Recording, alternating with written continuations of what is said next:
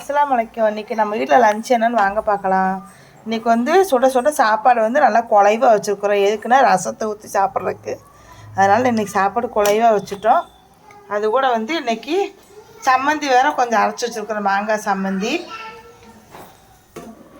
சூப்பராக பெப்பர் ரசம், குருமிளகு ரசம் சூப்பராக வச்சாச்சு. அது கூட வந்து கொஞ்சமாக வந்து கிரேவி, அது கூட வந்து கைமா கொஞ்சம் வறுத்து வச்சாச்சு.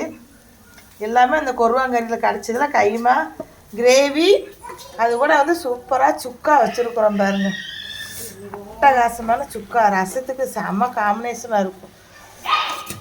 சாப்பாடு குலைவை வச்சு ரசத்தை ஊற்றி அந்த சுக்காவையும் வச்சு கைமா வச்சு சாப்பிட்டானா வேறு லெவலில் இருக்கும். இந்த வீடியோ பிடிச்சா லைக் பண்ணுங்கள், கமெண்ட் பண்ணுங்கள், சப்ஸ்கிரைப் பண்ணுங்கள், பெல் ஐக்கானை கிளிக் பண்ணுங்கள். தேங்க்யூ.